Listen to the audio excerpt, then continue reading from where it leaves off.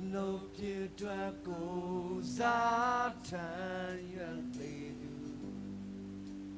no wa yeso nya twin se de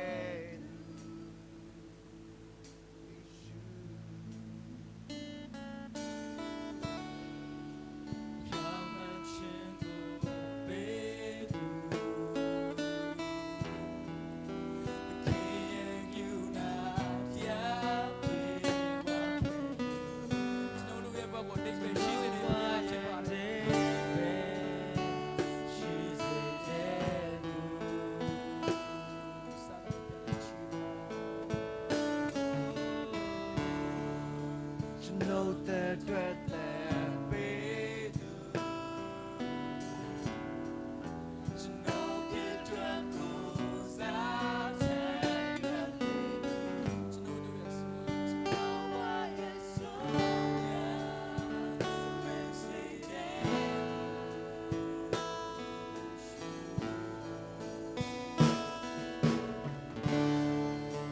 now mention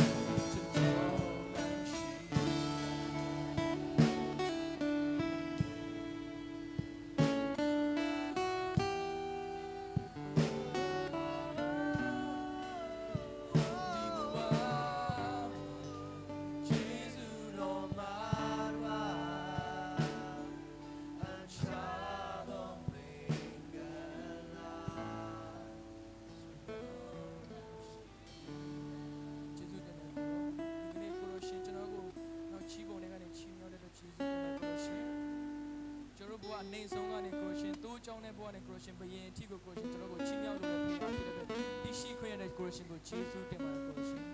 ခုချိန်မှာကျွန်တော်အစည်းအဝေးအစားလက်ဆုံးကိုကိုရရှင်လက်ထဲထည့်ထားပါတယ်ဝိညာဉ်တော်ရဲ့လူတော်ကလှုပ်ရှားစွာကြောင့်ကယ်တင်ပါရှင်ယေရှုခရစ်တော်ရဲ့စကားနဲ့ဆုတောင်းကြပါ၏အာမင်အားလုံးပြန်ထည့်ကြပါ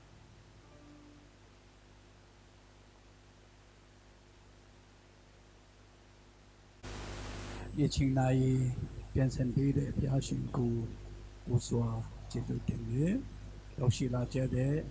他妈没说明啊，龙口嘞接受定的，是在讲河边路的，就那老家鸡嘛，他们他妈就是讲的，人的基地，他们他妈啊，就那那身上奶老昂，安瑞基的，人的基地，个把路他们呀。พันธีลาวีจีทนลาวีมันการเจ้าเสียกองบาเลยถ้าพี่แม่พยาชิมปีเดนุกปัดดอพยาชิมปีเดเล่นเนี่ยชิดนุกปัดดอฮาจนวัดจนติดชิบนุกปัดดอฮากบาจียิงเชียนตายาบุเลยชิบาคุณนุกปัดดอฮาจนอาลุมาเกิดกูชีโปเล่นชิดเอสุดจนมีผู้สอนออกแบบชิดเอလူဒီဖန်တီးတဲ့ဒီထွန်းတဲ့နဲ့ဒီအားလုံးဟာလူဘဝပျက်စီးမှုကဘာကြီးပျက်စီးမှုဖြစ်ခဲ့တော့လေဘုရားရှိပြီးတဲ့လက်နဲ့လောကပတ်တော်ဟာဒါအားလုံးပြီးတဲ့လောကပတ်တော်ဖြစ်တယ်ဆိုတာကျွန်တော်ပေါ်ပြရင်းနဲ့လောကပတ်တော်ရှမတေခရစ်ဝင်ကျမ်းခန်းที่16အငယ်16ကိုပဲဖတ်ချင်တယ်တင်တို့လေငါကူအဘေသူဖြစ်သည်ဆိုကြတဲ့နေဟုမင်းမြတ်တော်မူလျင်ရှိမုန်ပိတယုကကိုတော်သည်ခရစ်တော်တည်ဟုသောအသက်ရှင်တော်မူသောဘုရားသခင်၏သားတော်ဖြစ်တော်မူသည်ဟုရှောက်လေ၏ခရစ်တော်မိတဲ့မိခွန်းပေါ်မှာရှင်ပေတရုဖြီးတဲ့အဖြီးဖြစ်ပါတယ်ဒီနေ့ကျွန်တော်တို့လောကမှာခိတခဏဧဒေအကတွန်းနေနဲ့အသက်ရှင်လှုပ်ရှားနေတဲ့ချိန်မှာအထူးသဖြင့်ကျွန်တော်များယုံကြည်သူများစောင့်ပွဲဖြီးတဲ့ယုံကြည်သူများဖြစ်ပါတယ်ဘဝတစ်ခုလုံးမှာဒီတိုင်းနေတဲ့တက်တာမှာဖယားနဲ့စောင့်ပွဲဖြီးတဲ့ဖယားရဲ့မိခွန်းဖြီးချတဲ့ယုံကြည်သူများဖြစ်တယ်ဆိုတာအလုံးတရိယာစီချစ်တယ်အခုတလောလူစေတအောင်ရှင်ထွက်ပြီးခါစားတော့ကျွန်တော်ရန်ကုန်မှာရှိတဲ့အမခန်ဒီပေါ့နော်ကျွန်တော်တို့တွေ့ကိုကျွန်တော်ထင်တယ်ကိုအမျိုးကိုအတိုင်းဝဲရနေအောင်လည်းမထုတ်ပြီးပါလို့အမစင်ထုတ်ပြီးပါလို့ကိုနေတောင်းကြမယ်ထင်တယ်ကျွန်တော်ကိုလည်းကိုနေတောင်းလို့ရှိတယ်ကိုနေတောင်းတယ်အောင်လည်းမထုတ်ပေးတယ်မစင်းဒီကျွန်တော်လည်းထုတ်ပေးပါတယ်အဲ့ဒီထဲမှာတယောက်တော်သူကသူကစေတန်းဖြည့်တဲ့ချိန်မှာသူမိဘတွေစီမှာသူပြောတဲ့စကားကဒါကောင်းကောင်းဖြည့်နိုင်တယ်ဆိုတဲ့စကားကိုသူမိဘစီမှာပြောလိုက်တယ်စေတန်းကောင်းကောင်းဖြည့်နိုင်တယ်အမတ်ကောင်းကောင်းရမယ်ဆိုပြီးတော့မှသူမိဘတွေပြောထားတယ်သူမိခင်ကလည်းသူတာစံပွဲအောင်တော့မယ်ဆိုသူပြီးတော့ကျေးဇူးတော်ချီးမွမ်းလို့ဝတ်ဒီပါမွေးထားတယ်။ဒါပေမဲ့အောင်စင်းထွက်လာတော့သူသားစံပွဲမအောင်လာဘူး။အောင်စင်းတဲ့သူသားမပါဘူး။သူသားမပါတော့သူမိခင်ကအိုးငါသားဒီလောက်တော့စံပွဲဖြေနေရတဲ့နဲ့ဘာလို့အောင်စင်းထွက်တဲ့ချိန်မှာမပါတာလဲဆိုတော့ဒေါတာတကြီးနဲ့ကျွန်တော်ကိုဖုန်းဆက်ပြီးတော့မရှင်းကြခိုင်းသူ့သားတော့ကျွန်တော်ကိုနေပြီးတော့မရှင်းကြပြီးအမရှင်းထွက်လာတဲ့ချိန်မှာကျွန်တော်သူ့ရဲ့အမရှင်းကိုကြည့်လိုက်တော့မြန်မာစာ9မှတ်အင်္ဂလိပ်စာ7မှတ် Physics ယူပါဗေဒ3မှတ်ဓာတုဗေဒ5မှတ်အားလုံးပေါင်းတာမှ42မှတ်နဲ့ရတကယ်တော့သူကအောင်မယ်အမေဆောင်ပွဲအောင်မယ်ဆိုတော့မှသူလို့စီတကယ်တော့ အောင်စင်းထွက်လာတော့လုံးဝမောင်လေးပြန်မလာချက်စင်ကောင်းကျွန်တော်သူ့အမှတ်စရင်ကိုသူ့မိခင်စမဖုန်းနဲ့ပြောလိုက်တဲ့ချိန်မှာသူ့မိခင်ကတော့တာထွက်ပြီးတော့ဒိုင်းဆိုပြီးပုံချလိုက်ဒါတော့ပါပြီကျွန်တော်အားလုံးသိတယ်ကျွန်တော်တူလေးဆန်ဆောင်ရဲ့နေကျွန်တော်နာမည်ယူထားတယ်သူ့အမှတ်စရင်ကျွန်တော်ယူပေးတယ်ဟိုလည်းမအောင်တော့လေအမှတ်စရင်ယူပြီးတော့အမှတ်စရင်မထွက်လာဘူးကျန်တဲ့ဟာဒီကုန်ထွက်လာသူ့အမှတ်စရင်မထွက်လာဘူးကျွန်တော်တခါထပ်မီးတယ်ကျမရေကျွန်တော်ယူထားတဲ့ခွန်မဘယ်လောက်အမှတ်စရင်မထွက်လာဘူးဘယ်လိုလဲလို့မေးတော့သူ့အမှတ်စရင်မပါဘူးအားလုံးကပလာအားလုံးပလာနောက်တစ်ခါပြန်မေးတယ်နောက်တစ်ယောက်ကိုပြန်ရှာခိုင်းတယ်ဆရာမဒီခွန်မတ်နဲ့မထွက်လာသေးဘူးအမေးတော့ရှာပြီးတဲ့ကွန်ပျူတာရှာပြီးတဲ့မပါဘူးတဲ့မတ်စရင်အားလုံးပလာနော်မီးနဲ့ဖုန်းဆက်တယ်အဖြေဘလားလို့မေးတော့ကြည့်ပါတယ်ဘာဖြစ်လို့အားလုံးပလာကြီးပဲကြည့်တာလဲလို့မေးတော့ကြည့်ဘူးတဲ့စေတန်တက်တယ်ဆိုရင်စံပွဲအောင်တက်တာပညာသင်တယ်ဆိုရင်စာမေးပွဲကြည့်ဖို့တက်တာဘဝနဲ့စံပွဲကြည့်နေကြတာဒီနေ့ကျွန်တော်အနေနဲ့ဘာပြောချင်လဲဆိုတော့ကျွန်တော်တို့ဒီစီချီကျောင်းသားဒီစီချီမှာပညာသင်တဲ့ချိန်မှာသူ့ရဲ့အကန်လိုက်ဝိုက်ထားတယ် DH BTH and DIV ဝိုက်ထားတယ်ကိုတက်တဲ့ကိုယူတဲ့အတန်းမှာ DIV ဒါမှမဟုတ် BTH ဒါမှမဟုတ် diploma မှာစာမေးပွဲဖြေတာကျန်းစာကျောင်းရဲ့အစကျန်းစာကျောင်းရဲ့ founder ဖြစ်တော့ဖယားကသူ့ရဲ့တက်တော်ထင်ရှားနေတဲ့ချိန်မှာကျန်းစာကျောင်းသူထူထောင်တယ်သူထူထောင်တဲ့ကျန်းစာကျောင်းက3နှစ်တင်တန်းဖြစ်တယ်ကျန်းစာကျောင်းမှာလူဘယ်နှယောက်ပါလဲ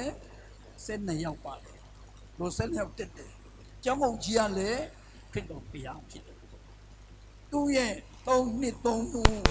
တင်တန်းကာလမှာအဝိတင်မပါ3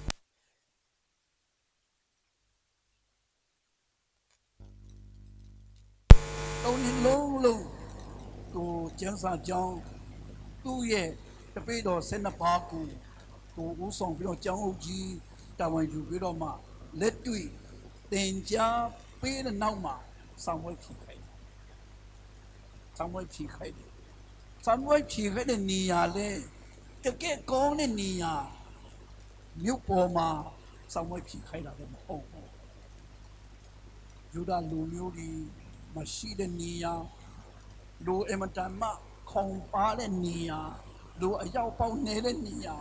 အော်ရွာလေးကိုခေါ်သွားပြီးတော့မှဒီနေရာမှာဆောင်မကြည့်လိုက်ကျောင်းကြီးကသူတပည့်တော်12ပါးကိုခေါ်ပြီးတော့မှဆောင်ပွဲဖြီခိုင်းတဲ့နေရာဟာဖျားနာတော့သူမရှိဘူး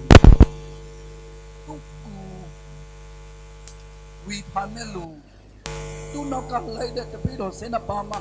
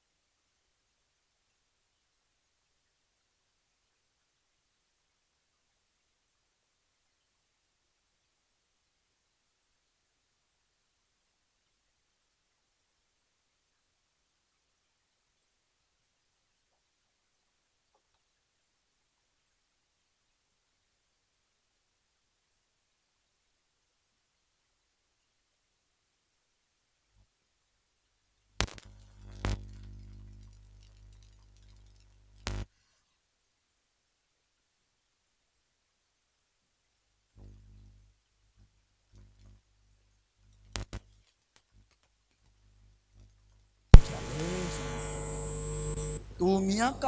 ငါ့ကိုဘယ်သူလို့ပြောကြလဲဆိုတဲ့မိခိုးလေးကို ဖြစ်တော်ဘုရားကမိခွန်းထုတ်မိခွန်းထုတ်တော့အဲ့ချိန်မှာတို့ရရှက်ကာလို့လည်းပါသေးတာဟုတ်တို့ရရှက်ကာတော့ဒါလေးနဲ့လွယ်တို့တငယ်ချင်းလွယ်အဖြစ်နေတယ်ငါဖြစ်နေတယ်ရောက်ပြီးရောက်ဖြစ်ကြတယ်သူများကတော့ပြချင်းဆရာယောဟန်တို့ပြောကြတယ် Prophet Elijah တို့ပြောကြတယ် Prophet ဂျီမီတို့ပြောကြတယ် Prophet တပါပါဖြစ်တယ်လို့ပြောကြတယ်ဖြစ်ကြတယ်အယာဖြစ်တော်မီးနဲ့မိကွန်းလွယ်လေးဆိုပြီးတော့ဖြစ်ကြတယ်အယာဖြစ်ကြတယ်ဖြစ်တော်ပြရတယ် pass ပြလိုက်တယ်သူတို့ဖြေတဲ့ဟာကို pass ပြလိုက်တယ်နောက်ပြီးတော့နောက်မိခွန်းတစ်ခုထပ်မီးတယ်နောက်မိခွန်းမီးတဲ့ဟာတော့ဟုတ်ပြီအဲ့ဒါဆိုရင်မင်းတို့ကကိုငါကိုဘယ်လိုလုပ်ဖြစ်ကြလဲလို့ပြောတယ်မင်းတို့ကငါကိုဘယ်လိုလုပ်ဖြစ်ကြလဲဒီမိခွန်းဖြေရမယ်ကိုအထဲမှာရှိတဲ့ကိုအဖြေနဲ့ဖြေရမယ်စောစောတော့သူများအဖြေကိုသူတို့ပြန်ပြောတာပြန်ဖြေတာအခုကြတော့ကိုအထဲမှာရှိတဲ့အဖြေကိုပြရတော့မယ်သူများတော့ဘယ်သူလို့ပြောလိုက်တယ်တင်တို့ကကိုအခုဘယ်သူလို့ထင်တယ်လို့မိခွန်းထုတ်လာတဲ့ချိန်မှာတိတ်ဆိတ်သွားတယ်ဘယ်လိုဖြေရမလဲမသိတော့ဘူး3 နှစ် 3 မို့လုံးခရစ်တော်လက်တွေ့ပြီးတော့မှငါဘယ်သူလဲဆိုတဲ့ဟာကိုမိခွန်းထုတ်တဲ့ချိန်မှာသူတပည့်တော်ဖြေရခဲ့မဖြေကြဘူးနောက်ကြတော့ရှင်ပေတရုကစောစောကျွန်တော်တို့ဖတ်တဲ့ကိုတော်ဟာခရစ်တော်တည်းဟူသောဖျားသခင်ဤသားတော်ဖြစ်တယ်ဆိုပြီးတော့ဖြေလိုက်တယ်ဒီနေ့ကျွန်တော်တို့ခရစ်တော်ဖျားကငါဘယ်သူလဲငါကိုဘယ်သူလို့ထင်လဲလို့မိခွန်းထုတ်လာရင်ကျွန်တော်တို့ဟောဖြေဖို့စင်တန်ရှိလားဘယ်လိုဖြေကြမလဲဘယ်လိုဖြေကြမလဲဒါမှမဟုတ်ဒီညနေဘာဖြစ်လို့ဖျားကြောင့်တက်တာလဲဆိုတဲ့မိခွန်းလေးဖြစ်တော့အရာကကျွန်တော်မေးလို့ရှိရင်ဒါမှမဟုတ်တယောက်ကကျွန်တော်မေးလို့ရှိရင်ဘယ်လိုဖြေမလဲတကယ်ချင်းနဲ့တွေ့ချင်းလို့ဖြေမလားတချင်းဆိုချင်းလို့ဖြေမလားဂီတာတီးချင်းလို့ဖြေမလားဘယ်လိုဖြေကြမလဲဖြစ်တော့ဖျားမိတဲ့မိခွန်းအမတားမှအရေးကြီးတယ်အမတားမှနဲ့နေတယ်ငါကိုဘယ်သူလို့မလို့ထင်ကြလဲစနပါတဲ့ကတပါးကတာလျင်ဒီအဖြေကိုပေးနိုင်တယ်ဒီနေ့ကျွန်တော်တို့ဒီမိခွန်းရဲ့အဖြေဟာကျွန်တော်ကိုယ်တိုင်ဖြေရမှာဖြစ်ပါဘယ်သူလို့ဖြေကြမလဲဒီနေ့လူတိုင်းယုံကြည်သူတိုင်းကိုခရစ်တော်ဖရာမေးတဲ့မိခွန်းဖြစ်ပါတယ်ယုံကြည်သူများရဲ့တနည်းအားဖြင့်ခရိယန်ဘာသာဝင်များရဲ့အစမူလဒီမိခွန်းနဲ့အစ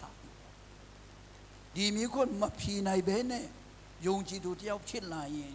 ခရိယန်ဘာသာဝင်တယောက်ဖြစ်လာရင်တကယ်တမ်းအဓိပ္ပာယ်မရှိတဲ့တက်တာခရိယန်ဘာသာတယောက်ယုံကြည်သူတယောက်ရဲ့အစဖြေရမယ်အဖြေပြရမယ်ဟာဘာလဲဆိုရင်ဖြစ်တော်ဖရာသူလေဖြစ်တော်ဖရာငါအတွက်ဘယ်သူလဲဆိုတာကျွန်တော်အဖြေရဖို့ဖြစ်ပါဒီမိခွန်းဖြေနိုင်ဖို့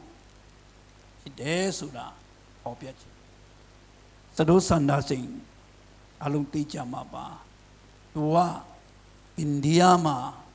မိသားစုအားလုံးအင်ဒိုဘာသာဝင်တွေဖြစ်တယ်သူရဲ့သူကတည်ကောင်းကြားတဲ့ချိန်မှာမိသားစုတဲ့သူတယောက်တည်းယုံကြည်သူဖြစ်လာတယ်သူဘဝအမတားမခက်ခဲတယ်မိသားစုအနီသူကိုနင်ထုတ်တယ် အစိတ်ခတ်ထားတဲ့အစာကိုကျွေးတယ်အမေကျေးဇူးတော်သူမတည်ဘူးပေါ့နော်မျိုးသူကိုရက်ဆက်တယ်ဒုက္ခပေးတယ်တီအောင်လုပ်တယ်အမေသူမတည်ဘူးသူကဘာပြောလဲဆိုတော့ခရိယန်များဟာဒါမှမဟုတ်ယုံကြည်သူများဟာခရစ်တော်နဲ့တမီးရေးစားတွေဖြစ်တယ်လို့သူဘယ်ဖော်ပြယုံကြည်သူများခရိယန်များဟာခရစ်တော်နဲ့တမီးရေးစားများဖြစ်ကြတယ်လို့သူပြောတယ်တယောက်နဲ့တယောက်စကားမပြောရင်မနေနိုင်ဘူးတယောက်နဲ့တယောက်မတွေးရင်မနေနိုင်ဘူး Facebook နဲ့စကားပြောတယ် message ပို့ကြတယ်သူသွားတယ်သူလာတယ်သူစားတယ်သူတောက်တယ်သမီးကြီးစားအတူနေမှုဘုံအဖြစ်တော်၎င်းသူစားဒီနေသူခရစ်တော်ကိုယုံကြည်တော်သူတွေဟာလေခရစ်တော်ရဲ့သမီးကြီးစားတယ်ခရစ်တော်နဲ့သမီးကြီးစားတယ်ဖြစ်တယ်လို့ဟောပြထားတယ်ဘာဖြစ်လို့လဲဆိုတော့ခရစ်တော်ကိုယုံကြည်တော်သူလက်ခံတော်သူအားလုံးဟာခရစ်တော်နဲ့လက်တွဲမဲ့သူများဖြစ်တယ်လို့သူဖော်ပြထားတာဖြစ်တယ်။အဲကြောင့်ဒီနေ့ကျွန်တော်ခရိယာန်များယုံကြည်သူများအနေနဲ့ခရစ်တော်ကိုယုံလုံးဖော်တဲ့နေရာမှာဟန်စားချက်တစ်ခုနဲ့တာယုံလုံးဖော်ခြင်းမျိုးမဟုတ်ဘဲနဲ့ခရစ်တော်ရဲ့ပုံသက်တည်ကောင်းရခြင်းအပြင်ခရစ်တော်ကိုယုံလုံးဖော်မဲ့သူများဖြစ်တယ်ဆိုတာပြောခြင်းနဲ့ကျွန်တော်တို့ရဲ့တက်တမတခါတလေခရစ်တော်ဖယားကငါတို့တီခံသွားတယ်ကားတယ်မှာရဲ့ဆက်ဒုက္ခခံသွားတယ်အသွေးသွန်းလောင်းတယ်ဆိုပြီးတော့မှကားလိုက်ပေါ်မှာဒုက္ခဝေဒနာခံသွားတဲ့ခရစ်တော်အပြင်မြေငိုကြွေးဝနေနေတော့သူများမဟုတ်ပဲနဲ့ခရစ်တော်အတီခံခြင်းခရစ်တော်ဖယားကယ်တင်ခြင်းဤတည်င်းကောင်းကိုမရရှိသေးတော့မကြားသေးတော့သူမြတ်တို့မျက်ရည်ကျတော့သူမျက်ရည်ကျတဲ့စက်ကတ်တော့သူမြတ်မျက်ရည်ကျတဲ့ဆုတောင်းတော့သူမြတ်ဖြစ်ဖို့ဖြစ်တော်ရဲ့ဖြစ်တယ်ဒုက္ခရောက်နေတော့သူမြတ်ညှင်းဆဲခြင်းခံနေတော့သူမြတ်အတွက်မျက်ရည်ကျလျက်ဆုတောင်းတော့သူမြတ်ဒုက္ခရောက်တော့သူမြတ်အတွက်ဆုတောင်းပေးတော့သူဖြစ်တော်ဖယားကဖြစ်စေခြင်းကျွန်တော်ပြောဖို့တယ်တခါတုန်းကတို့ဒီရန်ကုန်အနော်ထာလမ်းမပေါ်မှာကားတိုင်လေးတွေရောင်းထားတာရှိတယ်တစ်သားနဲ့လှုပ်ထားတဲ့ကားတိုင်လေးတွေအဲ့ဒီကားတိုင်လေးတွေရောင်းတဲ့လူကဘယ်လိုရောင်းလဲဆိုရင်အကောင်ပါရင်100အကောင်မပါရင်50လို့သူတို့ရောင်းတယ်အကောင်ပါတာပါလဲဆိုရင်ခရစ်တော်အတီခံတဲ့ပုံကားတိုင်ပုံအတီခံတဲ့ပုံလေးဆိုရင်100နဲ့ရောင်းတယ်ဖြစ်တော့မပါဘဲနဲ့ကားတိုင်ပဲဆို50နဲ့ရောင်းတယ်ဒီနေ့ကျွန်တော်တို့ကဖြစ်တော်ကိုကားတိုင်မှာမထားတော့ဘဲနဲ့ခရစ်တော်ကိုကျွန်တော်တို့အထဲမှာထားပြီးတော့မှကားတိုင်ပေါ်မှာအတီခံတဲ့ခရစ်တော်အကြောင်းကိုကျွန်တော်အထဲမှာရှိတဲ့ဝိညာဉ်အားဖြင့်ပေါ်ပြဖို့တည်တည်ပြဖို့ဖြစ်တယ်ဂါလတိခန်းကြီး6အငယ်7မှာရှင်ပေါလုကဘာပြောထားလဲဆိုရင်ငါမှာသခင်ယေရှု၏ဒဏ်ချက်ရာကိုငါဆောင်ထား၏လို့ပြောပြတာငါတကူလုံးမှာခရစ်တော်အားဖြင့်ခံရတဲ့ဒဏ်ရာဒဏ်ချက်ဒီငါဆောင်ထားတယ်လို့သူပြောထားပဲအဲ့ဒါကြောင့်ငါကိုဘယ်သူမှမနှောင့်ယှက်ကြနဲ့လို့သူကားရိုက်ပေါ်မှာသာခရစ်တော်ကိုထားပြီးတော့မှငိုကြွေးဝနေတော်သူများမဟုတ်ပဲနဲ့ကားရိုက်မှာအတီခံတဲ့ယေရှုခရစ်တော်အားဖြင့်ကျွန်တော်တို့ဟာအသက်ရှင်လျက်နိနာချင်းခံလျက်အဖူးအခပေးလျက်အသက်ရှင်ရမယ်သူဖြစ်တယ်ရှင်ပေါလုက အဲ့လိုအသက်ရှင်ခြင်းအပြင်ဒုက္ခန္တာကိုပေါ်မှာဖြစ်တော်အပြင်တန်ရတာဖြစ်ရကြီးယုဒတန်မြန်မာပြည်ရောက်လာတဲ့ချိန်မန္တလေးမှာသူဧဝံဂေလိတရားဟောဖို့သာသနာပြုဖို့သူစိတ်ကပ်လာတဲ့ချိန်မှာသူမအောင်မြင်ခဲ့ဘူးဧဝံဂေလိတရားဟောတယ်တရင်ကောင်းဟောတယ်ဒါပေမဲ့သူထင်တယ်လို့မပေါက်ရောက်ခဲ့ဘူးအောင်မြင်ခဲ့ဘူးအဲ့တော့သူသိတယ်ငါဒီနေရာမှာဆက်ပြီးတော့မှဧဝံဂေလိတရားဟောမယ်ဆိုရင်ငါအောင်မြင်မှာမဟုတ်ဘူးဆိုပြီးသူကနေစားရှိမှာတွားပြီးတော့မှနေရာအစ်တော့တောင်းတယ်တာဝန်ရှိတဲ့နေစားရှိမှာကိုနေတောင်းပြီးတော့မှတခြားနေရာမှာဧဝံဂေလိတရားဟောဖို့တောင်းလျှောက်တဲ့ချိန်အဲ့ဒီလူကြီးကသူ့ကိုပါပြောလဲဆိုရင်ဟုတ်ပြီငါနေမှာရှိတဲ့ဒီလူသားတွေအားလုံးရဲ့အထဲမှာဗုဒ္ဓဘာသာရဲ့ယုံကြည်ခြင်းဗုဒ္ဓတရားကိုအခိုင်အမာစိုက်သွင်းစိုက်ထည့်ထားပြီးပြီမျက်နှာဖြူဘာသာမင်းဟောတဲ့ခရစ်တော်ရဲ့ကယ်တင်ခြင်းတရားဘယ်လောက်ပဲဟောဘယ်လိုပဲဟောသူတို့အထဲမှာလုံးဝနေရာရမှာမဟုတ်နေရာသူတို့နေရာပေးမှာမဟုတ်ဘူးဗုဒ္ဓဘာသာရဲ့တရားဗုဒ္ဓဘာသာရဲ့အယူအဆသူတို့အထဲမှာခိုင်မာရိုက်ထည့်ထားပြီးသားဆိုတော့ဘယ်လိုပဲဟောမင်းဟောတဲ့တရားကိုနာခံမှာမဟုတ်ဘူးသူတို့လက်ခံမှာမဟုတ်ဘူးသူတို့ယုံကြည်မှာမဟုတ်ဘူးဒါသိချတယ်ဒါပေမဲ့အခုရှိတယ်မင်းဟာတဲ့ဒီတရင်ကောင်းဟောခြင်းအပြင်ခန္ဓာကိုယ်ပေါ်မှာတန်ရာတန်ချက်ဒီတကယ်များနေပြီမင်းခံရတဲ့တန်ရာတန်ချက်တကိုးလုံးပေါ်မှာအမာရွက်တွေပဲရှိနေတယ်တန်ရာတန်ချက်တွေပဲရှိနေတယ်ဆိုတော့ဒါကိုဒီနေမှာရှိတဲ့ဘုရားဘာသာဝင်ဒီမြင်တွေ့လိုက်တဲ့အချိန်မှာမင်းကိုတနာပြီးတော့မှမင်းဟောတဲ့တရားကိုလက်မခံရင်တောင်မှမင်းကိုတနာလို့သူတို့ကမင်းနောက်ကိုလိုက်နေမယ်နေစားကသူကိုပြောတယ်သူဟောတဲ့တရား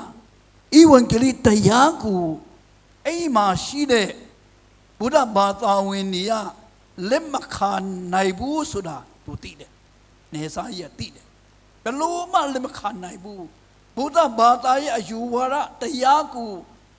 ကောင်းရိုက်ထားတဲ့ဒီနေသူနေသားတွေကဖြစ်တော့ကြောင့်သူတို့လုံးဝလက်မခံနိုင်ဘူးဆိုဒါပေမဲ့ယုဒတန်ရဲ့ခန္ဓာကိုယ်ပေါ်မှာဒဏ်ရာဒဏ်ချက်တွေသူတွေ့လိုက်တော့ဒီလောက်ဖြစ်တော့အတွက်ဒီလောက်တည်င်းကောင်းအတွက်ဒဏ်ရာဒဏ်ချက်တွေတကူလုံးပေါ်မှာရှိနေတာကိုဒီနေရလူတွေမြန်တွေ့သွားရင်သူစိတ်ပြောင်းလဲပြီးတော့မှမင်းကိုတနာပြီးမင်းနောက်ကိုလိုက်နိုင်မယ်လို့ဆရာကြီးသုတတန်တဲ့သူ့အပေါ်မှာဒဏ်ရာဒဏ်ချက်တွေနဲ့သူမြန်မာပြည်မှာ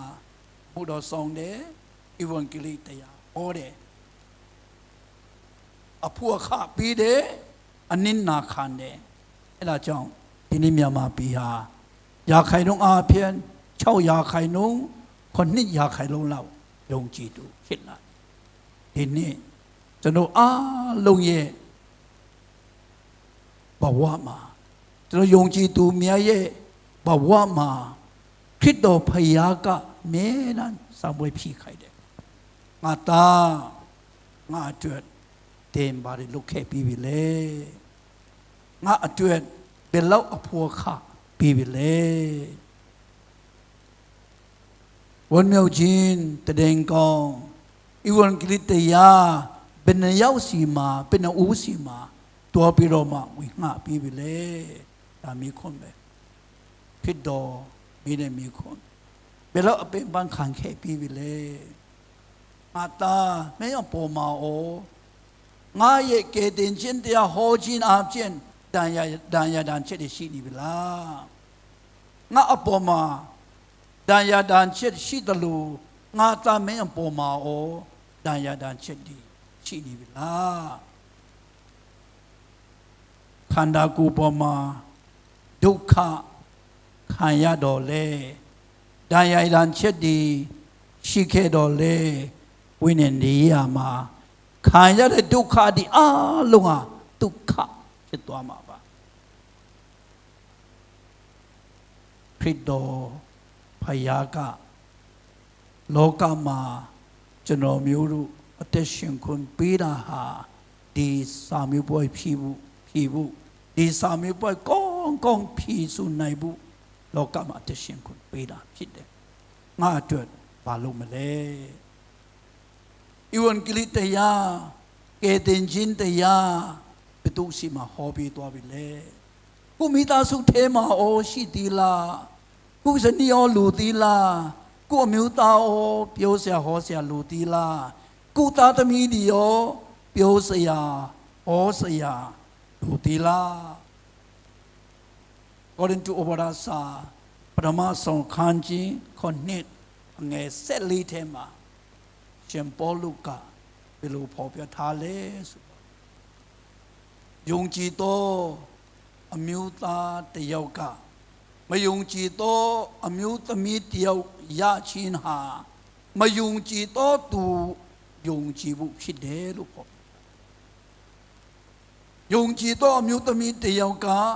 ယုံကြည်သောအမျိုးသားတယောက်ကိုရခြင်းဟာဒီအမျိုးသမီးအားဖြင့်အမျိုးသားကိုယုံကြည်သူဖြစ်စီဘုရားရှင်အလိုဖြစ်တယ်လို့ဟောပြထားတယ်။နေ့လေမရကြတဲ့မှာလေယုံကြည်ခြင်းတပူးမနီရင်လေမနီနဲ့တပူးနီသွားအောင်ယုံကြည်သူမှာတာဝန်ရှိတယ်။ကိုမိသားစုထဲမှာလေ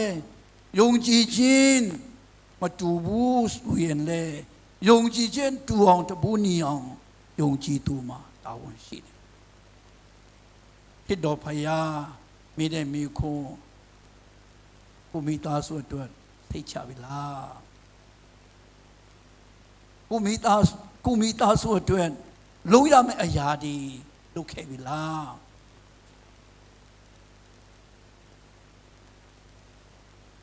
ချစ်တော်ဓမ္မမိတ်ဆွေများဖြစ်တော်ဖယားကသူလုပ်ရမယ်အလုပ်ဒီအားလုံးပြီးသွားပြီအမှုပြီးပြီလို့ပြီးသွားပြီဒီကျွန်တော်တို့ကိုစောင်းမွေးဖြစ်ငါဘယ်သူလဲငါကိုဘယ်လိုလုပ်ထင်လဲဘယ်သူလုပ်ထင်လဲလို့စောင်းမွေးဖြီခိုင်းတဲ့ချိန်မှာဖြစ်တော်ဖယားဘယ်သူလဲဆိုတာကျွန်တော်မအဖြေရှိရလားဖြစ်တော်ဖယားကငါသားတဲ့တော့ငါခံပြီးသွားပြီတဲ့တော့ငါအနစ်နခံပြီးသွားပြီတဲ့တော့ငါအဖို့ခပြီးသွားပြီဟောငါတို့ပါအပြီးသွားပြီလေဘာအနစ်နခံသွားပြီလေမိခွန်းမိတဲ့ဟာဘယ်လိုဘယ်လိုကြမလဲဝိတော်မင်္ဂလာအဖြစ်ကျေးဇူးတော်ရှင်မွန်ရဲ့နဲ့တေတာတီတီစကပ်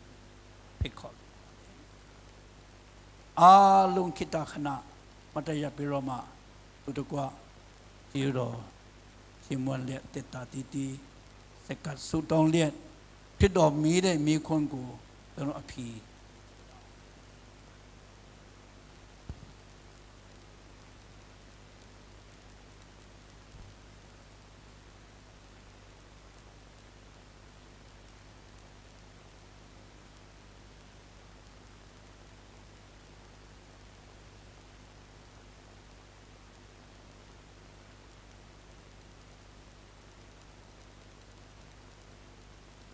ယေရှင် မြတ်စွာဘုရားကိုရောရှင်ဘုရား၏ယေရှုတော်ဒီသာသမီများအတွက်လုံလောက်ပါ၏ကိုရောကိုယေရှုတင်ပါ၏သာသမီများစက္ကလက်ထန်တော်သူကိုဝင်ချင်းကကြပါ၏ကိုရောရှင်ဘုရားသာသမီများရဲ့စက္ကချင်းသက်ခံတော်မူပါ